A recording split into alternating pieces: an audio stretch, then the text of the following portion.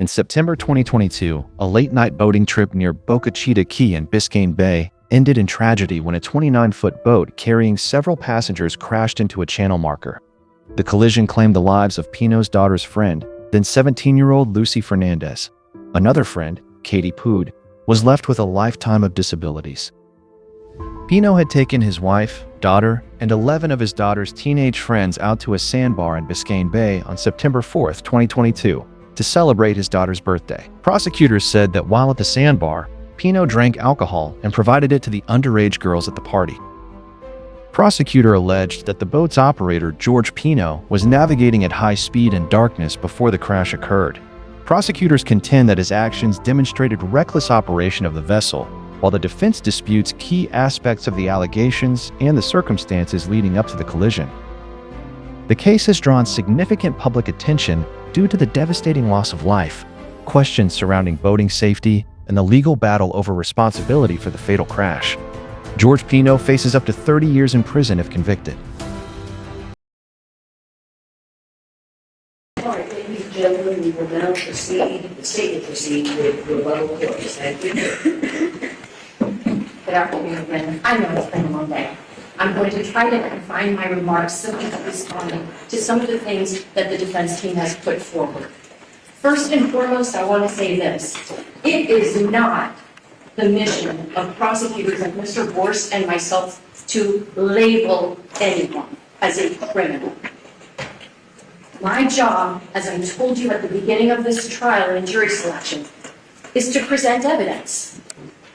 And I am organized, and so is Mr. Borst. And that's why we were able to introduce into evidence more than 100 items for your consideration. Videos, photographs, body-worn camera recordings, written documents, court pleadings, copies of receipts from the points at Ocean Reef Club. We're organized because we have a mission, which is to present the evidence for you, the jury, to consider. It is not our job to ask you to make your consideration out of sympathy. And I will tell you in no uncertain terms, if Mr. Borst and I did not prove the charges of vessel homicide and or manslaughter, and you decide to find him guilty because you feel bad for this girl, you will tarnish her memory. Because your verdict would be a miscarriage of justice were you to convict this defendant if the evidence does not support the conviction. But likewise, I'm not coming to you asking you, oh, poor Lucy, he's a monster. No, I'm not doing that because that's not my job. That's not professional. But at the end of defense counsel's summation to you all, he was basically asking you to have sympathy for this defendant. Look, we're all human, but your verdict cannot be based on sympathy for anyone in this case. It has to be based on the facts. Counsel saying, oh, maybe he was thinking about how lucky he is or how much he loved his wife or whatever. You know what that's called? That's called speculation.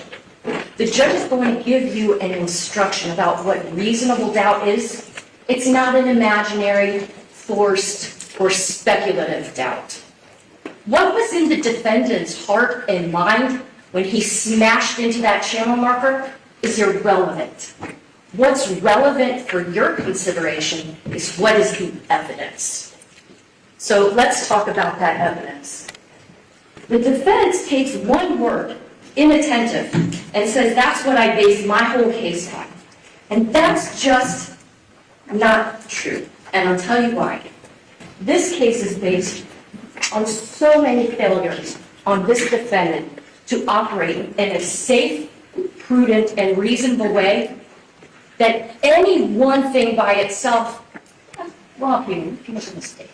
But when you heap mistake after mistake after mistake on him, when he was the one at the helm, when he was the one calling the shots, where they go, how fast they go, then we know.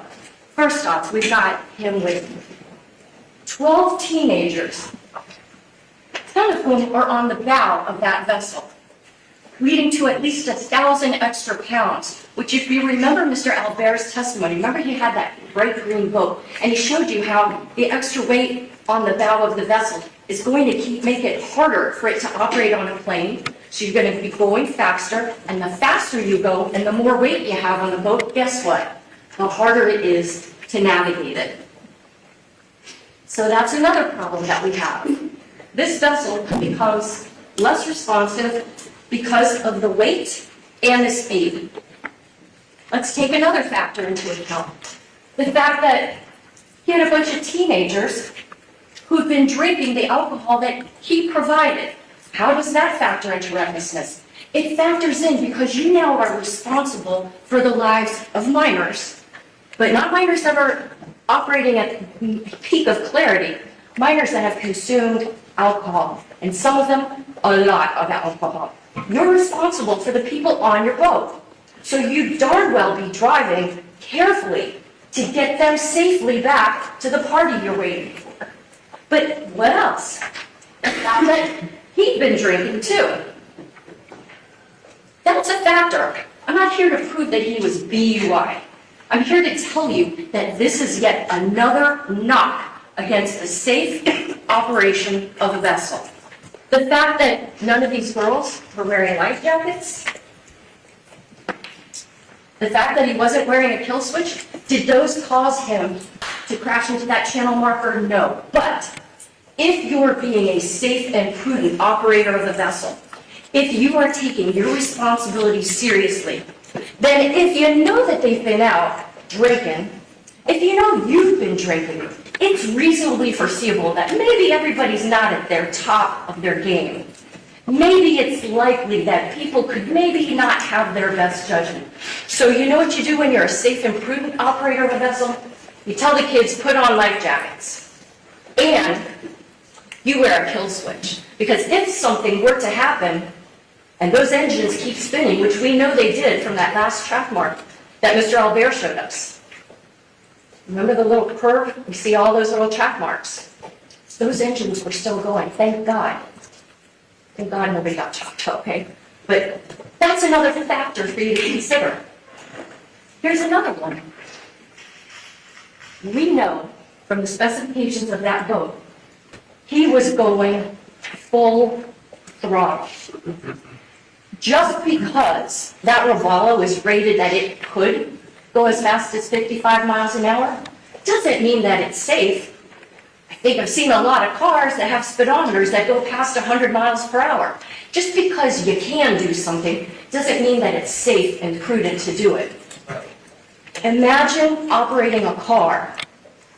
A driver puts the pedal to the metal and makes that car go as fast as it can. That's what this defendant did with a boat full of kids. What else makes this reckless? What else makes this criminally negligent? He knows exactly what channel marker 15 is. First off, he'd gone past it earlier that very day to get up to the sandbar. But beyond that, you saw the track marks that were left from his boat time and time again of him going from Ocean Reef to that sandbar. He knows that that channel marker is there. But he pays no attention. What else takes us into the recklessness? There's no reason for him to have crashed into that channel marker. There was no wind, the seas were calm, and it's daylight. What else makes him reckless? What else makes him criminally negligent? He's on the wrong side of the channel. Did that in and of itself cause the crash? No, but when you think about the rules of the road say you operate on the right-hand side of the channel. If he's operating on the wrong side of the channel, especially during a Labor Day weekend when you have more vessel traffic, if there is another boat, had there actually been a family boat, right? Where's that boat going to go?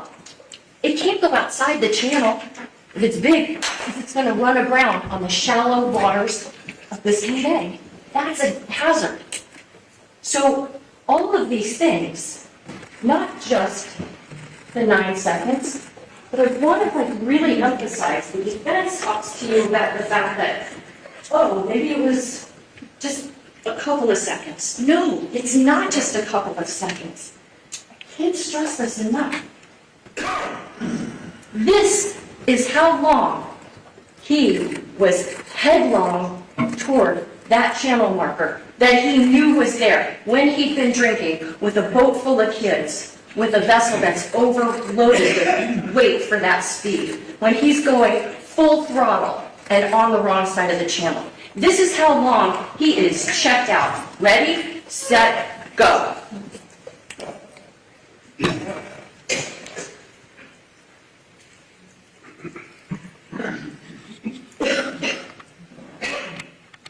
a long time. 9 seconds. That's more than enough time to check your GPS screen. That's more than enough time to see if any other boats are coming around. That's more than enough time to even, if you want to glance at your wife's cell phone. That's a long time to be heading straight into a steel pole with a gigantic Day-Glo green sign on the top of it that you know is there. So it's not just, a few seconds of inattention. It's everything together. You have to consider all the factors that were at play, all the things that had to happen for him to wind up hitting that channel marker. And, as for the defense attorney's point that, but if he only would have just gone a little more in this direction or this direction, he wouldn't have hit the channel marker. Okay, let's think about this. Let's think about somebody that goes skydiving, maybe has a parachute on, splat, right on the ground. Well, gosh, if only he would have pulled the ripcord, he'd be okay. But that's the kind of argument that you're giving. That doesn't make sense. And the law makes sense. The law can't be such that a person can be that inattentive, can be that checked out, zoned out, spaced out, whatever you want to call it, that you are utterly unaware of your circumstances. You are not taking into account the safety of your own passengers. The law can't abide by that. It's not about labeling anybody a criminal or a bad guy or a good guy. It's about evaluating the conduct and applying the law.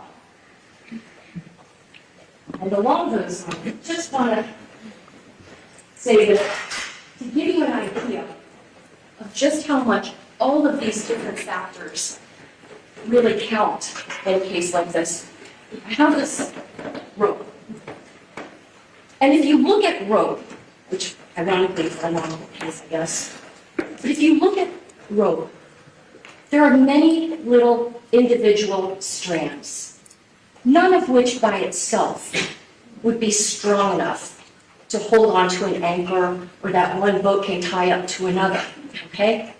But what happens when you take all the little strands of the rope and you start intertwining them and you weave them together, those little strands, when you put them all together, become very strong.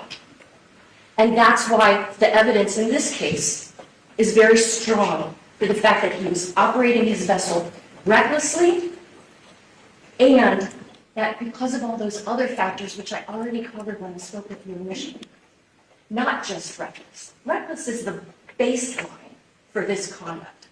More than reckless. Culpable negligence, manslaughter. To the extent that defense counsel says he never wanted his daughter or his wife or those kids to get hurt, of course.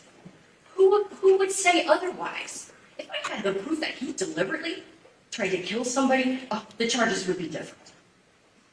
But just because you don't have an evil heart or you don't have an evil intention, it doesn't mean that you are immune from the laws of this state. If you, even without an evil heart, engage in a course of conduct that is clearly this dangerous and that clearly could have such devastating consequences, then you're properly charged with vessel homicide and manslaughter. I had a feeling that we were going to hear from the defense things like, there's no requirement to wear life jackets. There's no speed limit. There's no requirement for a kill switch. There's no proof beyond a reasonable doubt that the defendant was impaired by alcohol. There's no proof that expired flares don't work. Of course. None of those things individually caused this crash. But again, with the rope scenario, these are just more factors to take into account. Not wearing the kill switch, not having the kids in a life jacket, that you have been consuming alcohol, that you are going as fast as you can. And to say that there's no speed limit on the water, that's not true. There is. The speed limit is set by navigational rule number 5, which Mr. Albert told you about. Pardon me, 6. You have to go at a safe speed for the conditions. It's not the same as being on the land, obviously. We have 55-mile-an-hour speed limits, sometimes 60 miles an hour speed limits. Through school zones, we have 15 miles per hour speed limits. But on the water, the rules can't be rigid the way they are on land because the water is a whole different environment. This was a flagrant foul, if we're talking NBA. The defense attorney says, oh, the prosecutor, she tells you all this about Lucy's injuries. And I do. But not really so much to tug at your heartstrings, because I'm telling you, it would not be a lawful verdict for you to find the defendant guilty just because you feel sad about Lucy or the injuries she had, or you feel sad for her family. That's not what we're here for you to do. But you understanding those injuries was a necessary component of this case. Because you know what? You don't go so fast. Your boat doesn't smash into the channel marker so hard. Your boat doesn't wind up being basically severed from stem to stern. Your boat doesn't start taking on water to the point where it flips upside down and traps a young woman who had her head bashed. You heard from Dr. Garavan, our Irish medical examiner. He talked to you about the fact that the injuries that she had are consistent with her hitting her head and then her head jerking back, which is why she had that deep bruising in the back part of her neck. And that could cause her to become unconscious.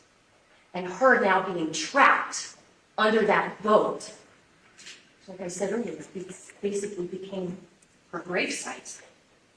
Her being trapped is what caused her to die. So that's why you needed to understand those injuries, because you know what? You slow down, the boat doesn't hit so hard. Your passengers don't get conked in the head to the point where they're rendered unconscious. You don't wind up unconscious. If you just slow down, operate your vessel safely. He didn't want to do that day. He literally knew how to. People trusted him. People trusted that he would take their children out to that sandbar and be safe. So he knew how to operate safely. He simply chose not to. The defense attorney talked about alcohol. Oh, everybody was drinking. Okay, well, first off, just because everybody's doing it, A, doesn't make it right. And B, the only people who testified from the boat about whether or not the defendant looked impaired were themselves drinking alcohol. We had the defendant's wife takes the stand, and, she acknowledged, yeah, she was drinking Chambord and Prosecco from one of those Yeti tumblers. She says, yes, I was drinking. But what was kind of funny is that in court, she said 1 or 2 drinks. But in her interrogatory, if you remember when I read that to you, and you'll be able to look at it for yourself. In her interrogatory, she said she had 2 drinks. How come she all of a sudden now, I only had 1 or 2? But on her interrogatory, she had 2. Maybe 1 drink here or there, but come on. Prosecco and Chambord. She remembered, but she wanted to undercut how much alcohol she had consumed. So we think that this woman is in a state to really make a good judgment about whether or not her husband should be piloting that boat. Do we think that Cammie, with the 10, alcoholic drinks in her system, is a good judge of that? Caro had been drinking. All these girls have been drinking. They were not the ones to be in a position to make an assessment if he's capable of operating a boat. They're there as kids to have fun at a birthday party. Don't divest your own responsibility onto underage kids that you gave alcohol to. That's what the defense has tried to do regarding that alcohol. It's not a DUI case, but the alcohol can't be ignored. Here's the hatch. You all saw this boat. Here's what it looked like when the police opened it up. And then the police lined up a lot of those alcohol containers that they found from inside. Am I saying that this defendant drank all of them? No. Can I say that the girls drank all of this alcohol? No. But this photograph, states 109 in evidence, tells a story about how prevalent alcohol use was on that afternoon. And because it was so prevalent, he had a duty to be careful. Not just be beyond negligence, but he was so far beyond the pale. It does cross into recklessness, and it does cross into criminal negligence. At least if the defendant was maybe buzzed or impaired by alcohol, at least there would be some explanation for why he crashed into that channel marker that's so clearly visible. Not too much to drink. At least there's an explanation. You could understand why. Not that just think that it's a good thing, but it's understandable. But let's suppose he did not feel any effects of alcohol whatsoever. Does that then not make him even more reckless and more culpably negligent? Because then what the heck are you doing, buddy? Why do you not see that which is right in front of you? I can almost understand it with alcohol. Again, still not good, not appropriate. But to crash into it if you really were stone cold sober, that's almost worse. Objection, burden shifting. The navigational rules are the warning to all voters. Violating navigational rules all by themselves will not land you in a case like this. But when you violate so many navigational rules, you're on the wrong side of the channel, you're going too fast. Nobody says that you have to have somebody serving as a lookout, but man, if you don't have anybody serving as a lookout, you'd better be looking out yourself. And he didn't do that. That's like so fundamental. The navigational rules of taking steps to avoid the risk of a collision. Him traveling on that wrong side of the channel marker 15, clearly visible to him, he didn't even abide by that rule.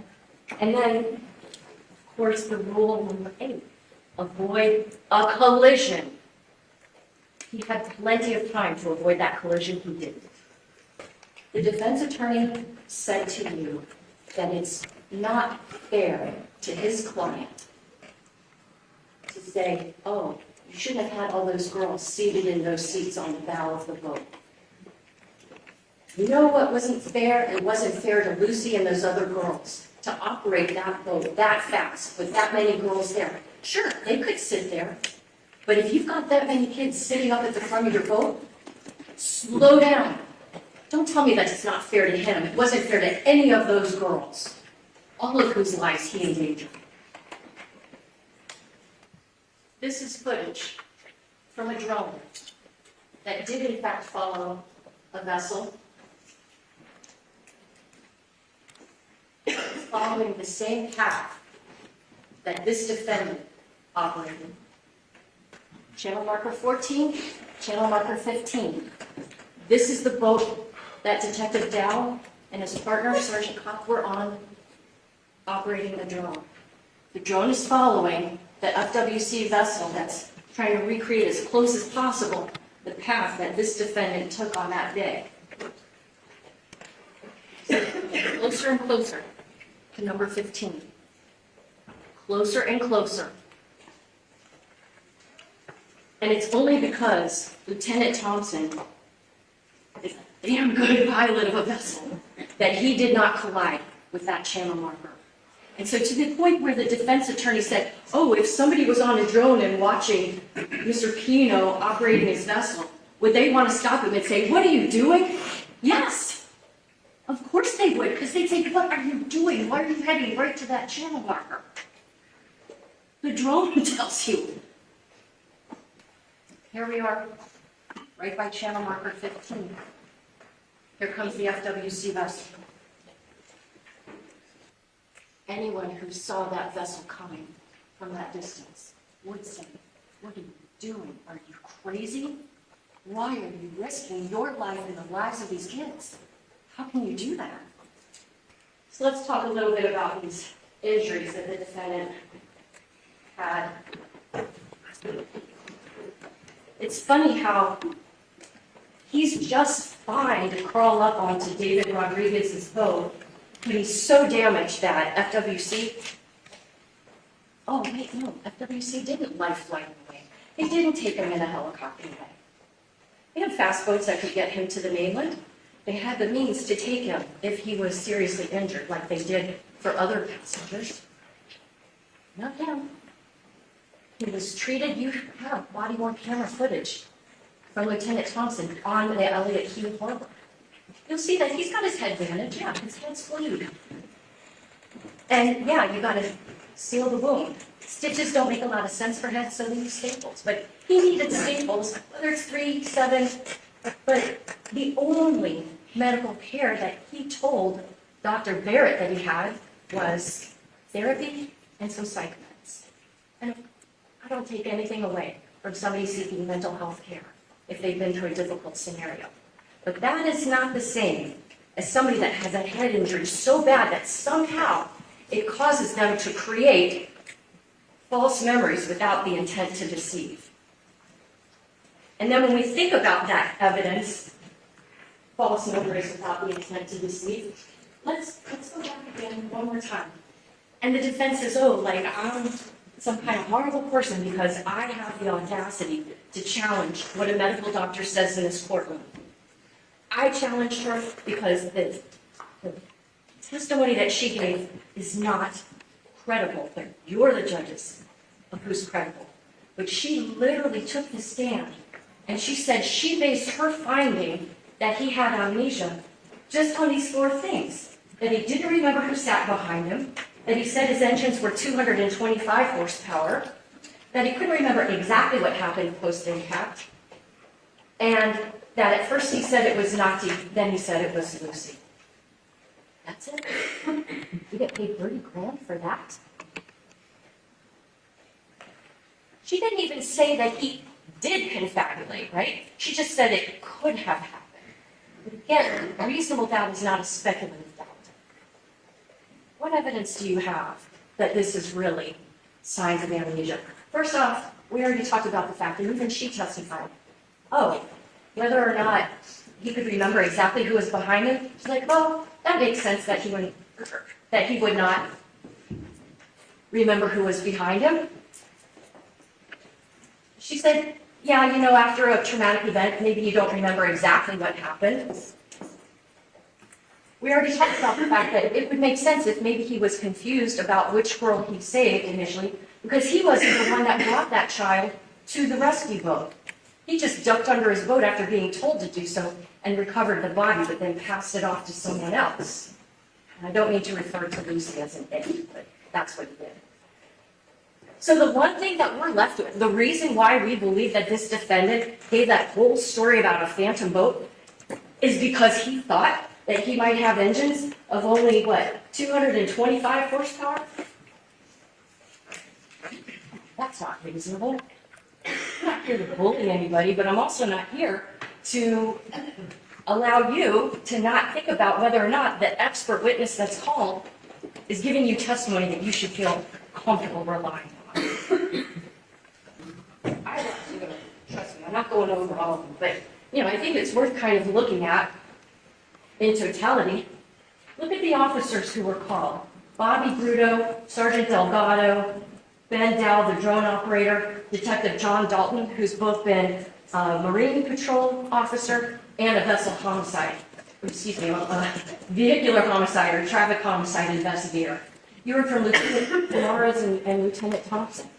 Did any single one of them get caught up in some kind of sense that what they were saying to you, they didn't know what they were talking about?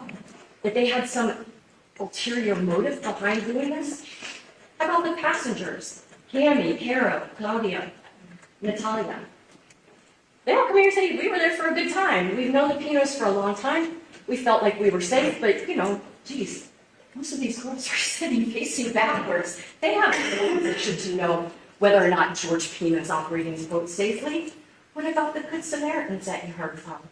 Hillary Candela, who knows everybody, called Katy Puig's dad to say, hey, I'm out here on the water. I think there's been an accident. Hamlet Rodriguez, who takes Lucy's body and gets it to the Good Samaritan vessel. David Rodriguez, maybe a little bit of a character, because, I don't know a lot of people who come across a man that's stranded with his boat and take time to photograph it, but he did, okay. I thought it was interesting that the defense showed you that 6-second video that he had of the defendant, and I was like, oh, you got a picture of him too? Well, come on down here. Let's show that picture to the jurors, and I think that when we zoomed in, you could see the defendant not saving anybody, just hanging onto his boat. You heard from a couple of doctors. Dr. Garvin, the medical examiner. You heard from Dr. Barrett. I'll let you judge who's credible. We heard from some lawyers, Brent Reitman, who was one of the attorneys that represented the Puig family in their lawsuit. Didn't ask them a whole lot, just wanted to make sure you understood what interrogatories were. The defense, I called Mr. Mescalado just to confirm, yes, this is a normal part of the discovery process in a civil case. That was it. I just had him read the interrogatories. But, when the defense called him back, he starts talking about how Mr. Pino wanted to make everybody whole and all this other stuff. Who cares, right? But it did become relevant that he did try to limit his liability once he makes a statement like that. It did become relevant that he tried to get counts of the lawsuit dismissed. He made it relevant, not me. All I wanted was the interrogatories to come in. But at least he did admit that in answering an interrogatory, it's perfectly fine to say, I don't know. I didn't see the crash. Did Cecilia Pino do that? No. Talk about Mr. Albert. Knows his stuff down cold. Not impeached with a single thing. His expertise in GPS data extraction, interpretation, unchallenged. That GPS data that you got is irrefuted. You talk about Lucy Fernandez taking the stand at the beginning of this trial and as the very last witness, who, despite having lost his firstborn child, kept it together and answered questions. Can you imagine cross-examining that man and trying to get a oops, gotcha? Because, oh, you weren't planning on going there? Well, don't you remember that client sent a text to you about meeting up at the sandbar a week before? Yeah, and at that time I thought maybe I would. But on that day, I was tired from playing golf and I didn't really need to go all the way out to the sandbar and then come all the way back because I had my plans to go to a football game with my dad. That's the gotcha of the father who lost his 17-year-old child because of the actions of a man that had been his friend?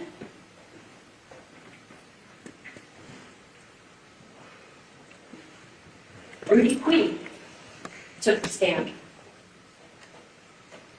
The injuries to his daughter are not really the issue here, but to the extent that something was made by Mr. Mescalado, the defendant's former lawyer, about, oh, the Puigs didn't settle, you deserve to know at least that she's not the same now as she was before this crash.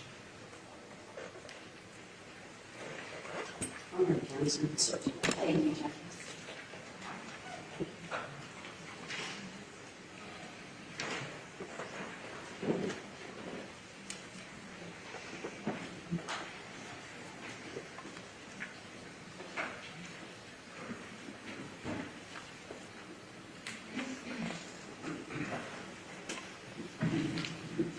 Last 2 points I want to make.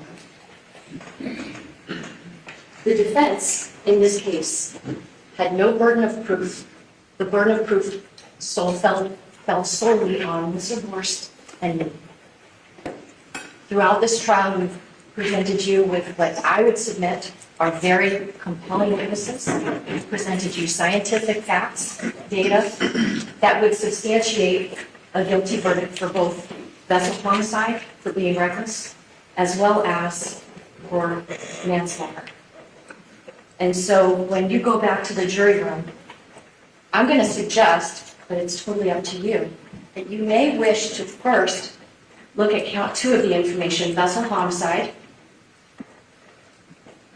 and that you can make a finding that because the defendant was reckless, even if nobody else was on his boat but his wife, just the direction of travel put him on a collision course, that the verdict would certainly be guilty. But then I would suggest, that it's your call today, that you then consider all these other factors that were at play on that day.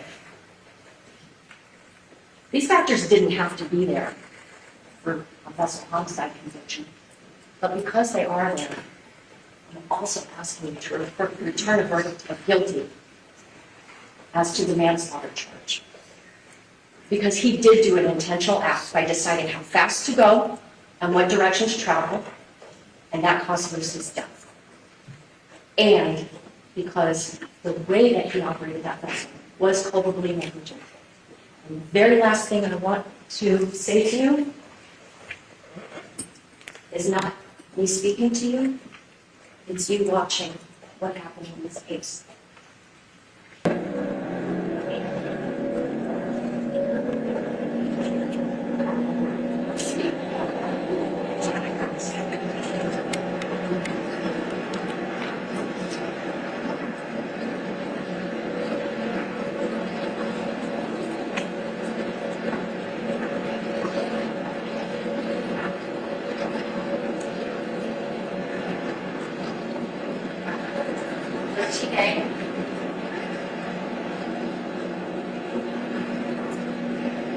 Second to last track mark.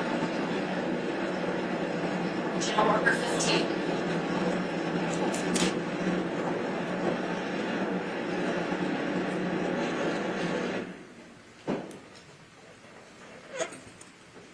Well, kids on board.